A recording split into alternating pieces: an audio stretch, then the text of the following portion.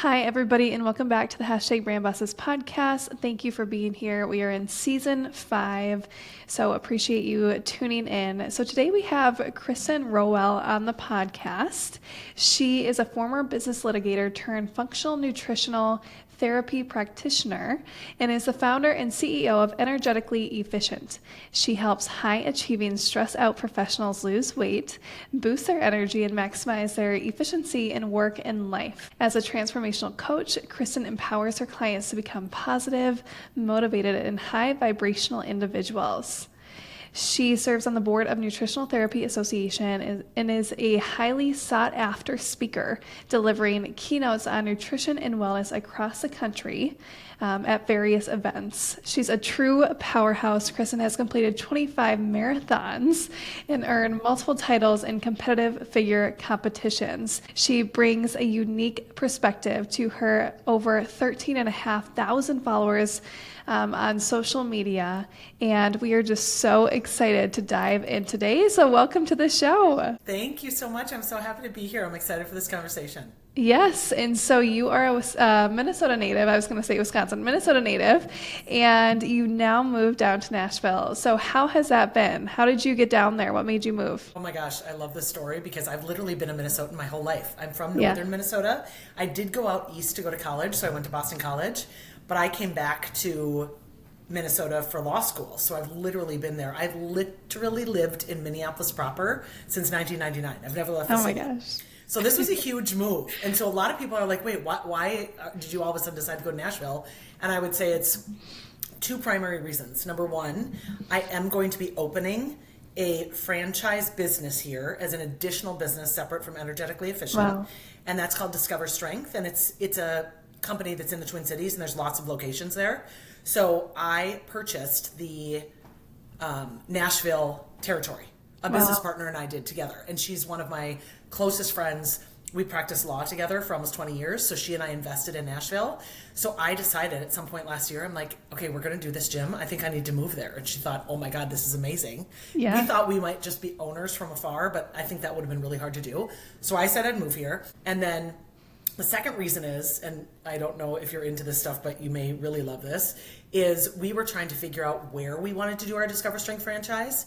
So my business partner is not as woo-woo as I am, but she, God bless her, will just tag along for the things that I suggest. So I said, listen, if we're not sure where we want to do this, we're going to hire my locational astrologer. She's going to take my birth chart and your birth chart and put them across the United States and then tell us where, based on our astrological signs, is the best for community, for money, for career, for relationship, for family, for like where would we be the happiest? And so we had that reading with her for 2 hours, and we narrowed it down to Austin, Texas, Dallas, Texas, Nashville, and Raleigh, North Carolina. Is that right? Which was kind of fun. And so we actually were pretty hot on Dallas and Austin. We're like, oh, maybe we'll be in Texas, people. This is interesting. And then Discover Strength actually ended up selling both of those territories out from under us before we decided. So it came down to Nashville and Raleigh. And we visited both places, and Nashville was like a clear winner. And I am so happy to be here, Jamie. Yeah. I'm like, part of me wishes I would have done this 10 years ago. Really? But I also love my community in the Twin Cities too. So it's just fun to be able, it's still Central Time. It's like a 2-hour flight. It's not going to be 120 degrees summer like it is in Austin, Texas. I just feel like I got the best of all the worlds by moving here. Yeah, I was in Tennessee probably a month ago, and one thing that stuck out to me too, maybe this is a generalization, but people were just so nice there. Like, I just remember every interaction I had, like I didn't have a bad taste in my mouth, like I felt safe, like it was just a really welcoming city where I was, and it was outside of Nashville. It's so true, and I've said that so many times since I've been here. Yeah. There are a lot of transplants here, like in other parts of the country. I always laugh because in Minnesota we don't have a lot of transplants. Who wants to move to a place where it's 30 below zero in the winter, right? But it is true. And I just felt so grateful for that because, of course, everyone talks about us being Minnesota nice. Right. And I'm like, no, it's Nashville nice. Like, everyone's really nice in Nashville. It's great. That's so awesome. Well, what a cool business venture that you're chasing. But you obviously are a serial entrepreneur. Yes. And so I'm curious, I want to kind of start here.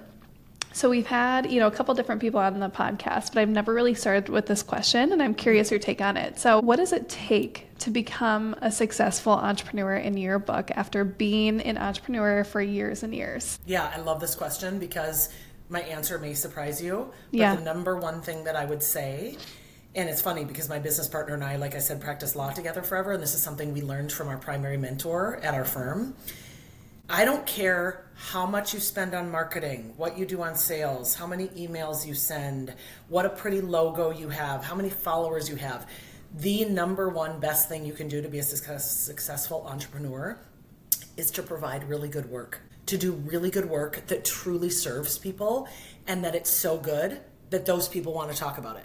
My business has largely expanded. My Energetically Efficient business has largely been based on referrals because my clients are literally walking transformations, going around. People run into them. They're like, oh my God, you look amazing. What did you do? It's like, I hired this woman. And so Energetically Efficient has grown so much simply because my number one focus, the best marketing you can do, is to do really good work. That's so true. And I can definitely vouch for that. Most of our business has been referral based. And that's just a testament. And they can, that's even nice too, because you get a first-hand look at what it is to work with someone or to work with some sort of business, whether it's marketing, whether it's sales, whether it's, health and wellness, kind of your sphere. And I think honestly, like you're saying, that is the best referral because it's hands-on. And also they can give you a different perspective that's going to be different from just a random testimonial that you see on a website. 1,000%. And Yeah.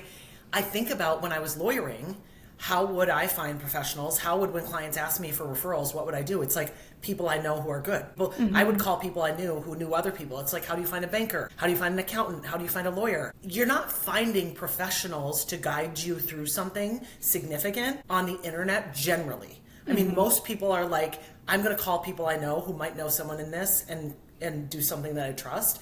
So I just can't say enough about doing good work. I think it's the most important thing you can do as an entrepreneur. Yeah, I love that. And so I'm really curious about your transition going from, you said, a former business litigator in your bio, turned functional nutritional therapy practitioner. This is quite the jump. And I'm sure that you've told this story a few times, but I'd love to hear it from you. How did this transition take place?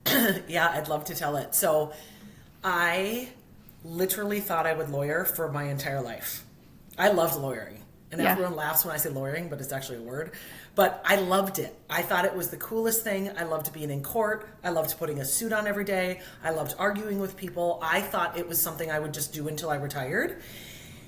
And then in late 2017, early 2018, I started meditating. I finally started meditating. I had been reading that the most successful people in the world meditate, that you got to start a meditation practice. And like most people who have tried, it's like, oh, I'm not good at it. I can't shut off my mind.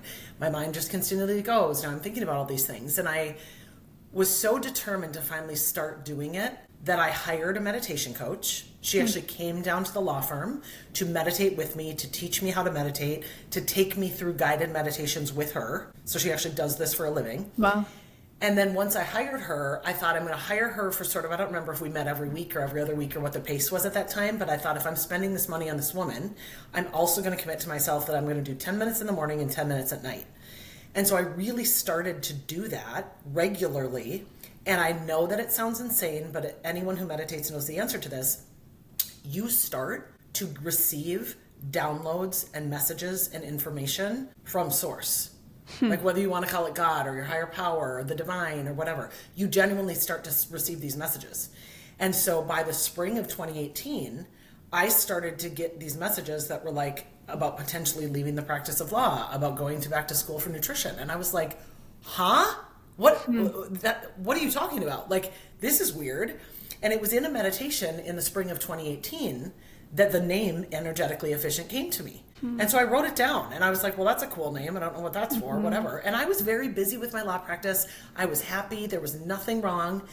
And it's just so interesting to me how the universe brings you things to sort of set you on a different path.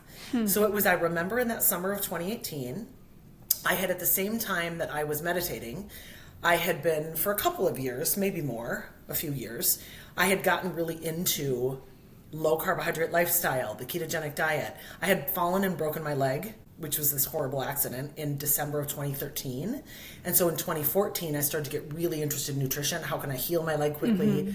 How could I, who's like, this really strong person who's run all these marathons, how could I have broken my leg? What's wrong with my nutrition? And so it just caused me to start this journey of inquiry around those topics. And it also caused me to be interested in and just follow certain people on social media. And then I was going to health conferences and I was doing these things in my free time on weekends or in evenings. And it was just a passion of mine that I was developing on the side. Much like I don't have children, so much like someone who has kids. Now you're into parenting things and you're in parent groups and you're doing things outside of your work. So by the summer of 2018, what the universe was doing to me, and I was very unaware of at the time, and they're like, oh, okay, she really likes this lawyer thing. She's really good at it. She's really happy here. We're going to have to start making it a little uncomfortable for her to actually make her start thinking, maybe you might want to not do this forever. Just maybe. Just like put a little sprinkle in there.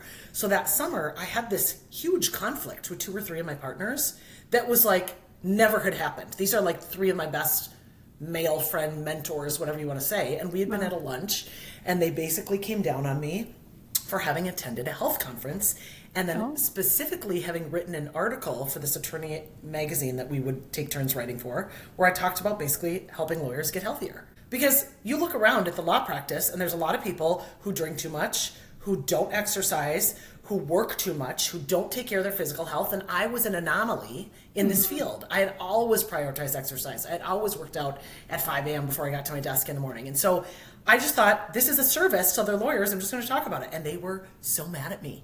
Wow. And I bet if I talked to them about this right now, they'd probably laugh and be like, I don't even remember that. But they were mad.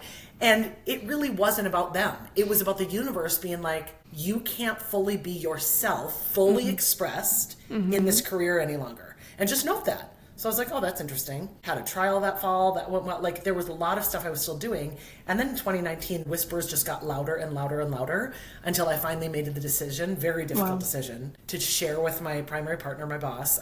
I made a goal for myself. I have to tell him by the end of Q1 of 2019. So I told him, and then we started to tell clients shortly thereafter, and I left in June. Oh my gosh.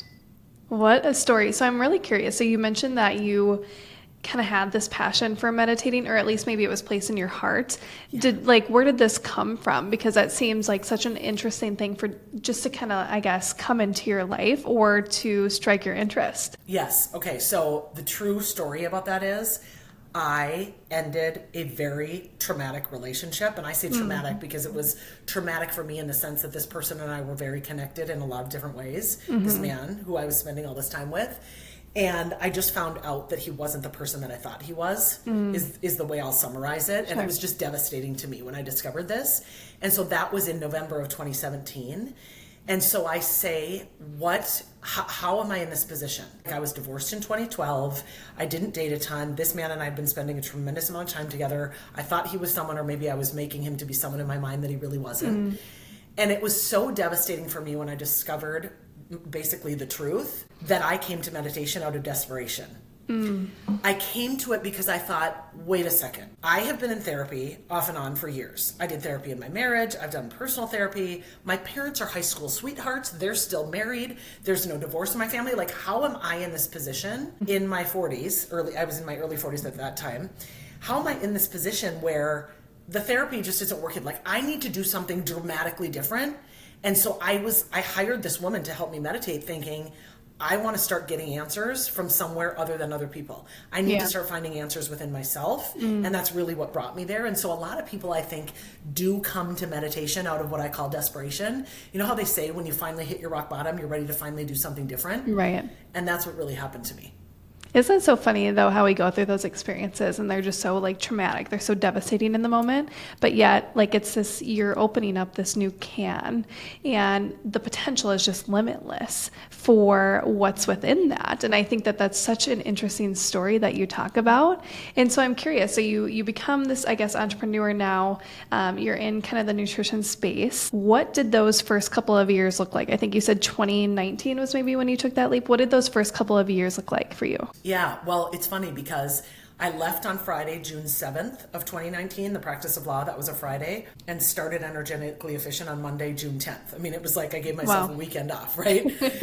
And because I was so programmed as a lawyer, and because keep in mind this was all pre-COVID, Sure. I got a office at a co-working space, put on my suit on Monday morning, brought my computer, went to my office. Like I was very programmed in terms of what success looked like, so that's what I did. And I realized within a few months of that circumstance that I wasn't sure that the co-working space was going to work for me, because I just felt like a lot of people were asking me advice a lot, and I'm like, I actually have to try to get work done. I'm building a business, but I enjoyed the networking part of it, and that seemed really fun. So there was benefits for sure.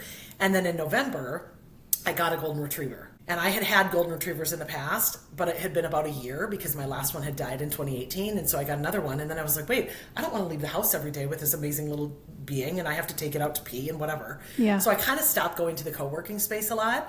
And I was just working from home. And I was like, this is amazing. I can work from home. I can go to clients' homes.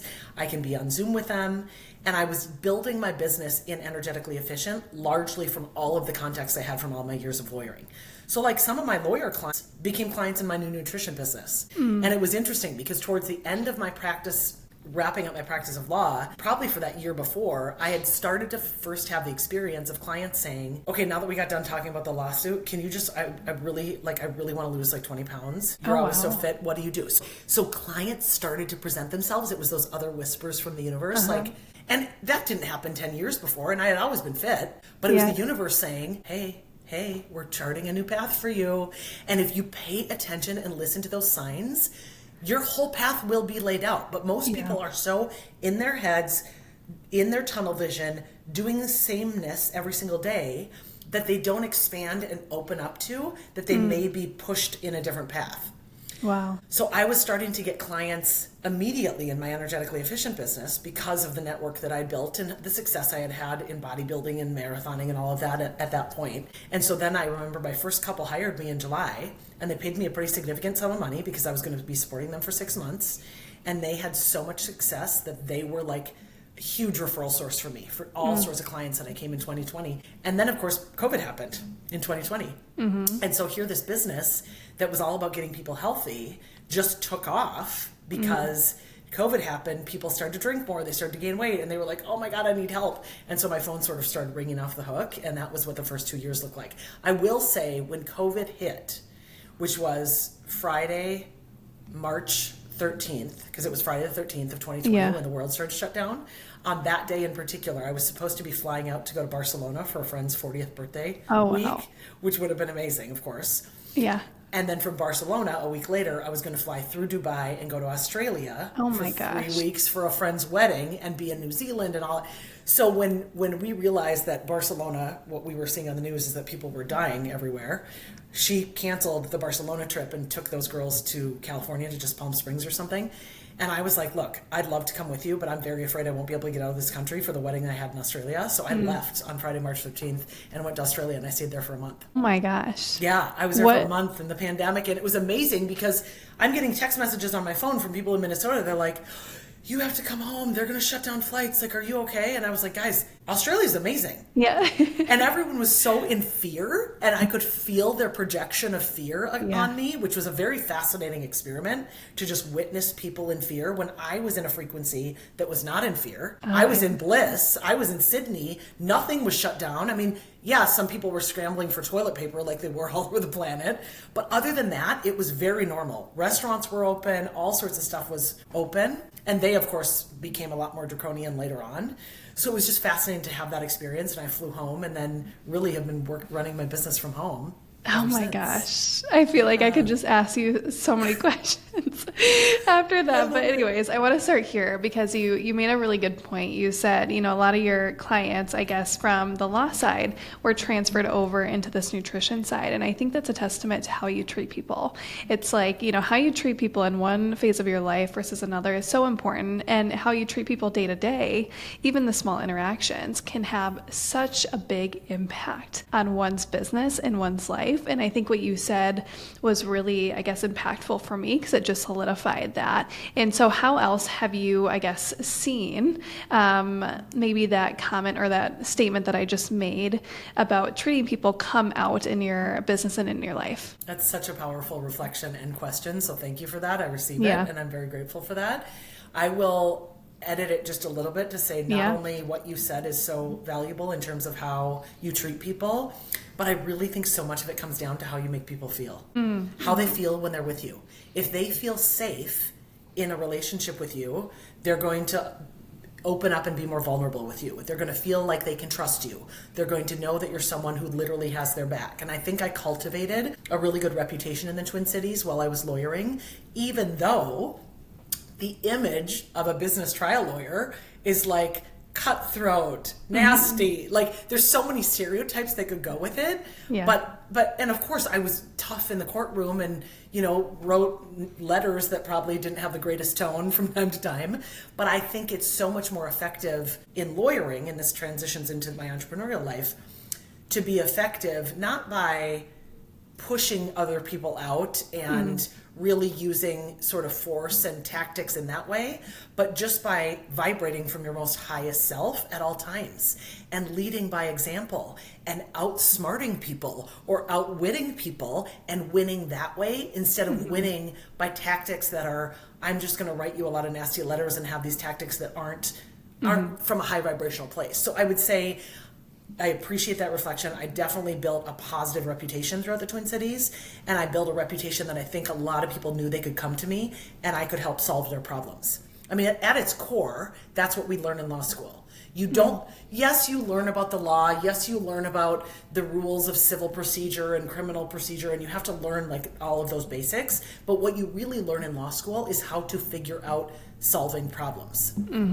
So because I had that skill, and truly, other than my practice, my personal phone rang off the hook all the time with friends having an issue in their marriage or having, like, I was the go-to solver, the problem solver for so many people. And so I think I just held that role and people felt that they could trust me. And also, and I've had a lot of friends reflect this to me, even as recently as last week, I am truly a vault in terms of confidentiality.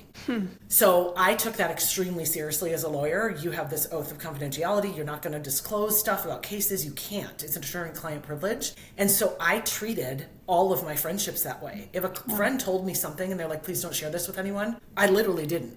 And if that friend chose to tell other people later on, and those friends came to me and they were like, wait, you already knew this? She told me she told you a year ago. And I said, yeah. And they're like, I can't believe you didn't tell. So everyone just knew that I was also a safe place for them. I didn't gossip behind people's backs. And so I think that also, you gain people's trust. So much about building a brand as an entrepreneur is, what is your reputation? Right. What do people see you as? So I think that's just to circle back to what you said about how you treat people. I think I just gained a reputation of treating people well, earning their trust, and being a person who could solve their problems. Yeah, no, I think that was really well said. And I think at the end of the day, that's what people remember, right? It's like that old quote, people only remember how you make them feel.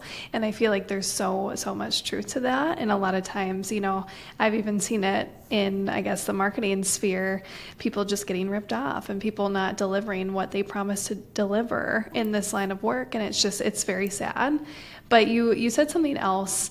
You said that you typically are kind of the person that people come to just talk and just to kind of reveal things that have been on their hearts. And that was just so interesting to me because I'm the same way. Like all my life, I've just grown up and I felt like even just adults when I was young would come and just like reveal these things that were beyond, right, me at a young age.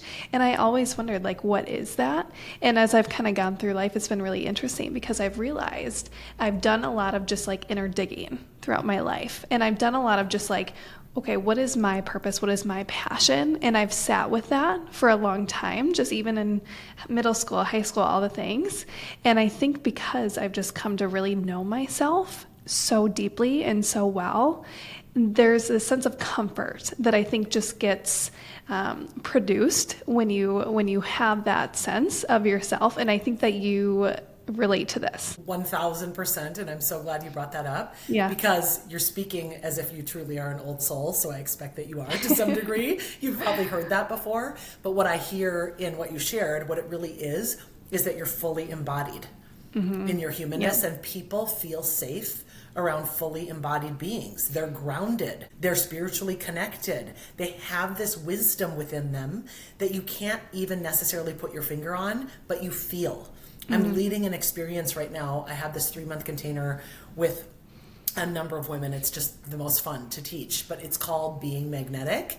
And one of the things I share with them a lot, and we talk about a lot, are energetics. And what people don't realize is much more than what I say or what I might spew out in terms of facts and figures is there's a transmissioning happening on an energetic level, which is what I guarantee people are feeling in your presence as well. Yeah. And because the realm of energetics is the realm of the unseen. You can't see it, you feel it. So you feel it. You don't know why you have this pull to this person, why you're drawn to them, but you have a pull because there is an energy about them that you desire to be around. And the reality is that we each have what one of my mentors refers to as a higher self and a small s self. Some people call it your soul and your ego, but we have these two parts of ourselves. And what we're always doing as humans, whether people realize it or not, most people are very unaware of this, is we are desiring to entrain up to the resonance, the energetic resonance of the highest level being around us. So it's not a people with a higher frequency resonance are better than. It's simply just the way the world works, right? So I've done frequency work essentially since 2018 when I was introduced to meditation. And it's allowed me to feel more grounded in my body, to feel more solid in my decisions, to just have this knowingness like you described. You know yourself so well because you've been on this deep exploration of like getting to know your soul. People can feel that. And that's what they want to be around because we're all desiring to have that within ourselves. We just don't know how to do it because here we are. We go to kindergarten, first grade, we get into middle school, high school, we go to college, I went to law school. Never are we taught about this. No one teaches energetics in the regular, dumb school system that we were raised in because we have as a consciousness so evolved out of traditional school. We've evolved out of it. It's why we see homeschooling stuff popping up everywhere, nature schools coming together, totally different ways of learning because humans were not designed, at least where we're at consciousness level now, to learn in that same K through 12 system. So I know I just gave a lot of information there, but I just want to reflect to you that like, yes, same. And I love that you have people drawn to you. I can feel it about your energy as well. And it's beautiful. So thank you for sharing that.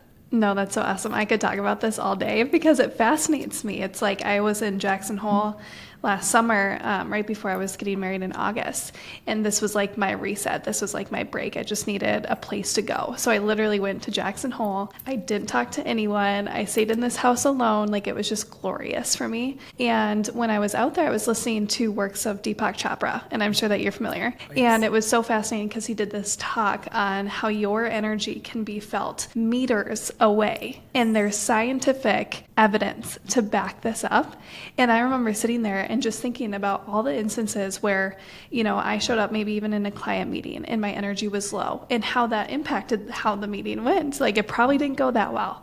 And just how I kind of reflected on my life and how we don't walk around knowing the power that we hold to shift someone else's energy in the room, and how critical it is that we care for ourselves and care for our energy so that we can be this kind of radiance for other people in life. Exactly. I literally am teaching all about this and being magnetic, so I just love that you said it. We have an energy field that if you stick your arms out, and I'm of course doing that right now as you and I are looking at each other, but it goes to the end of your fingertips. So people think about themselves as this physical body, this meat suit that we incarnated into, but we have an energy, we have a mental body, an emotional body, a spiritual body, and then right outside the end of our fingertips where the spiritual body ends, we have a light body. So I went through a light body activation about a year or two ago through some meditation masterminds that I'm in. And that's going to become more available to people now on the planet to have their light body activated. And so I think this is literally the most amazing time to be alive. We are so lucky to be here at this time. One of my mentors says, because she's very connected with the other side, the beings that haven't incarnated as human, is she's like, there is a line out the door wrapped around the earth like 20 times to come here. Wow. Because it's such a great time to be here.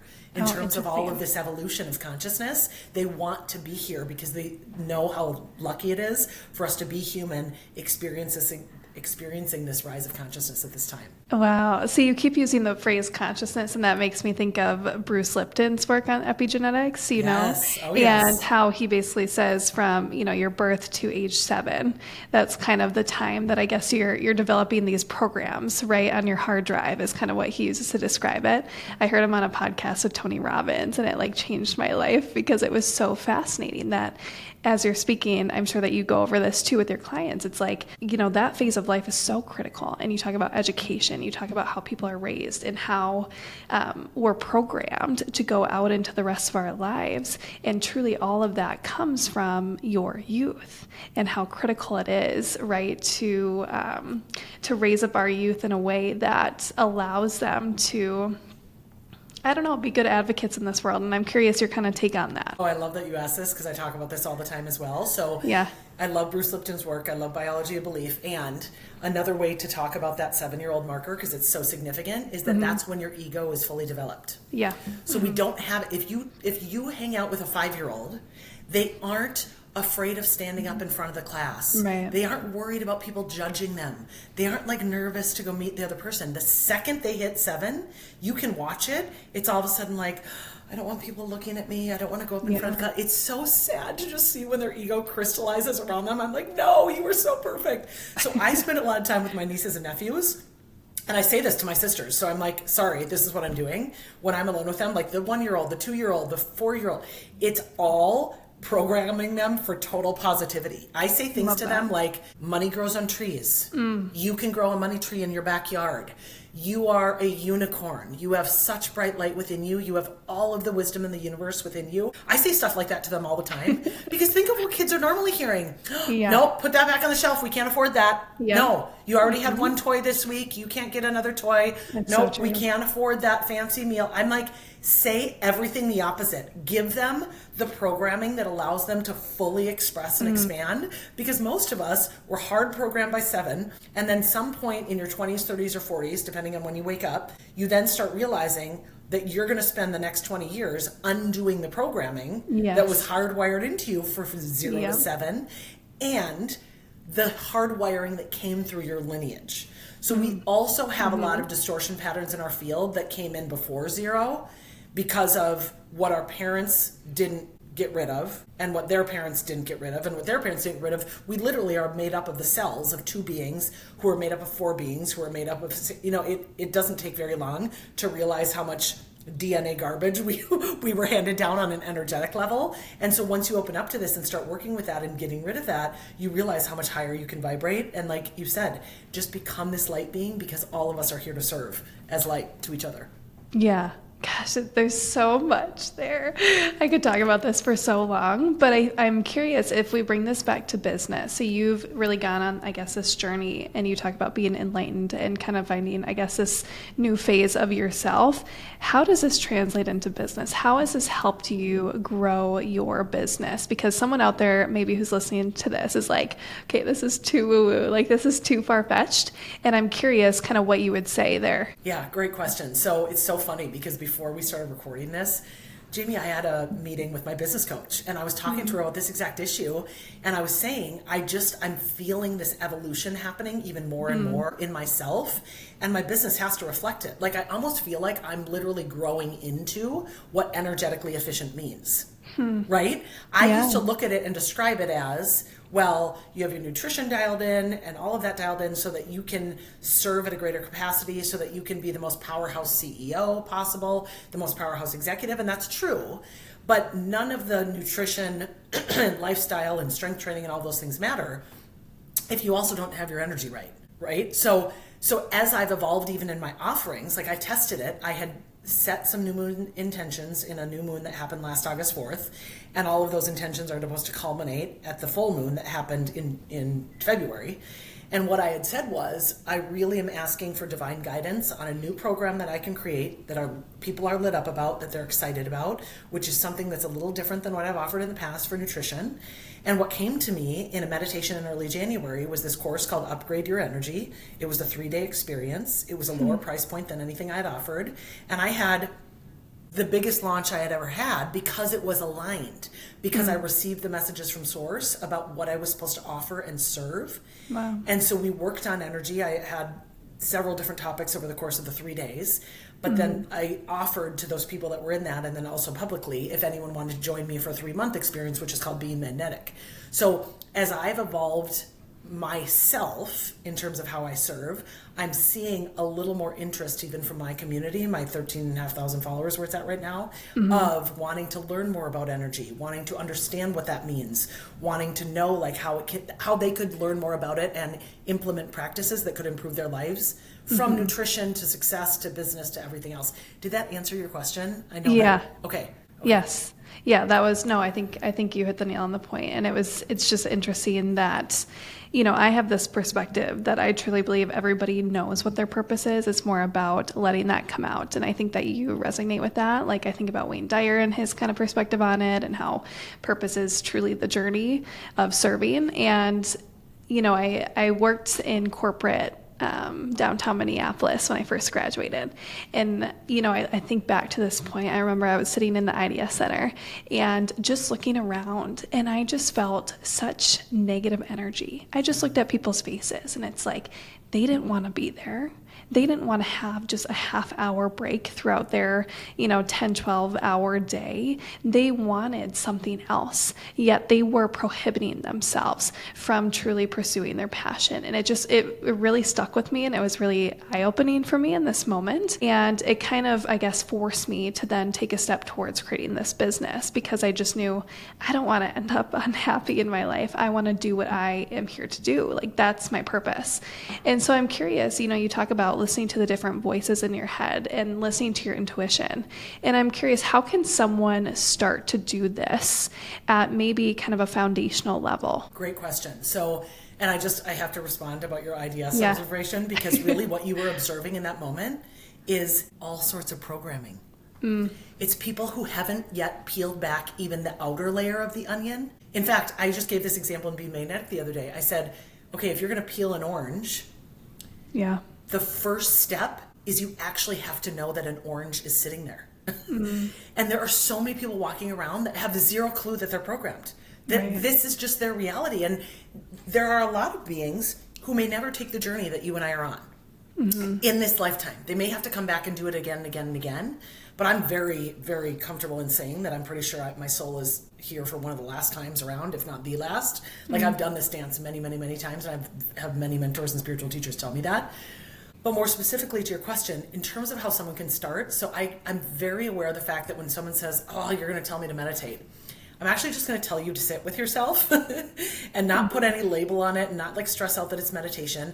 I personally found that using guided apps was helpful to me in the beginning, because it at least allowed me to listen to something other than having this monkey mind racing all of the time. So what I personally used was the Calm app. I just liked that much better than Headspace. I want to say that the Calm app for a year subscription is like $70. You also could just get the free version, but the reason I like the paid version is it did have a daily 10-minute meditation. And so that was a way to just start getting in the practice of sitting with myself. And I encourage people to just open up to the fact that they are not going to be good at it in the beginning, right? I always analogize it to strength training. I would never, if I was out of shape and wanted to get fit, I would never go to the gym once and be like, well, I don't have the hot body right now, so forget it. I'm not. No, you would go back every day, every few days, at least every week, and keep working at it until you became good at it and developed amazing arms. That's what you would do. You wouldn't walk out after one workout and be like, this thing sucks, I'm never going to be good.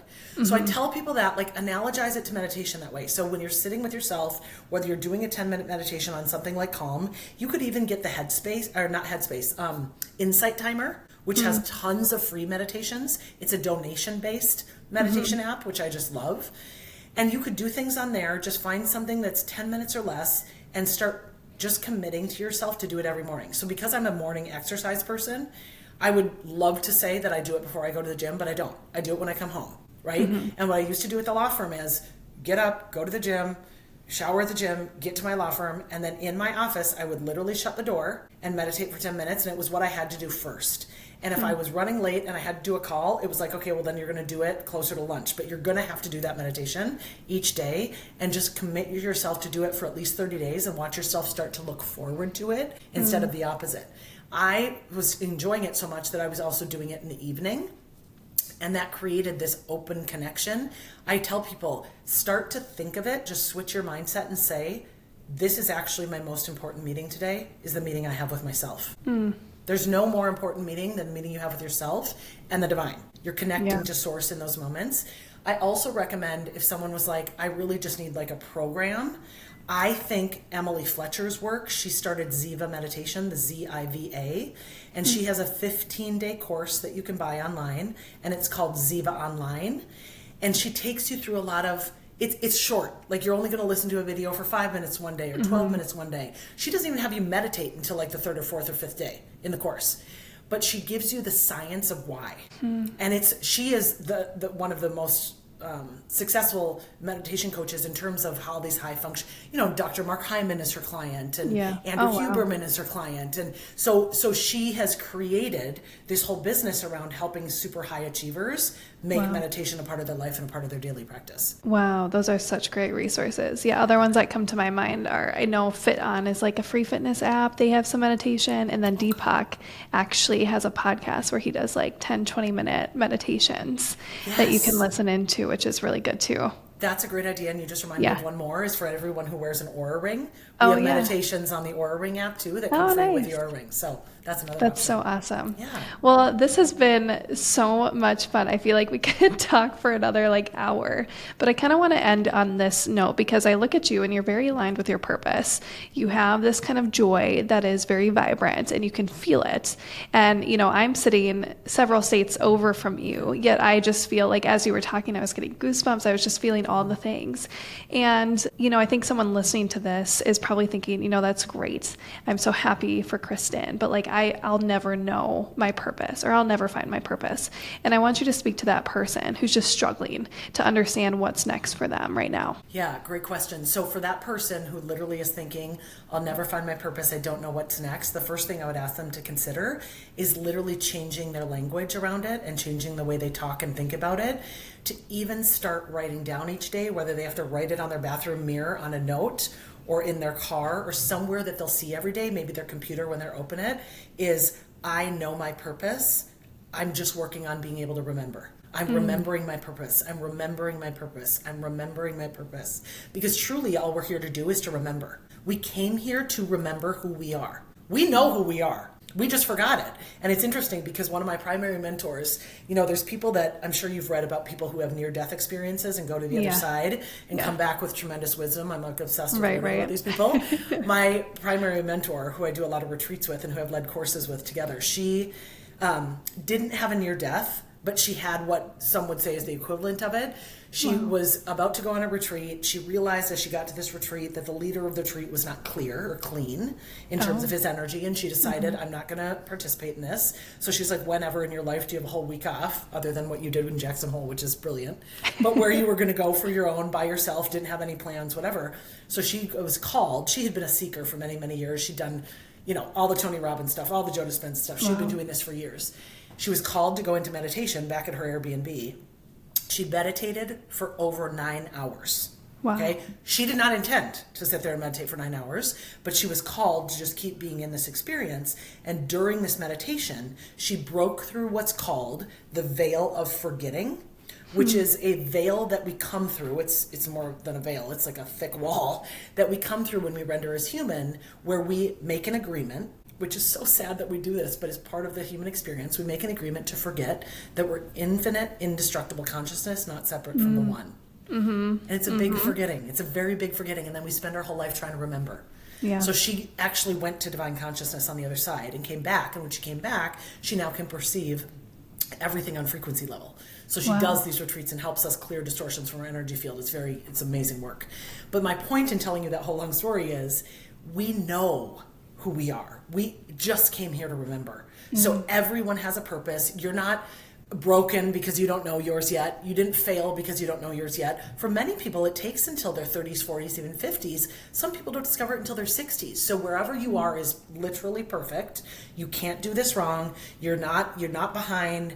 It's not that there's something wrong with you because you haven't figured it out yet. It simply means that your responsibility, now that you're aware of the fact that you don't have this purpose yet clarified, your responsibility is to take steps every day to start remembering. And it can start with as simple as I am remembering, I'm remembering, I'm remembering. And if you could add meditation onto that, that would be fantastic because it will help you remember. Wow. Well, this has been such a privilege, and I'm so happy that people get to listen in on these conversations. This is exactly why I do this, because I have all these amazing conversations, and I just want people to be able to be a fly on the wall and just learn from other people. And you have so much wisdom to give, and I'm just so grateful that you are pursuing your life's purpose and helping so many people come to know themselves more and more. Like, what a beautiful gift that you're giving. Thank you so much, Jamie, and I feel the same way about you. This is such an awesome conversation. I had no idea where it would go, but this was like divinely guided the whole entire time. Both of us were,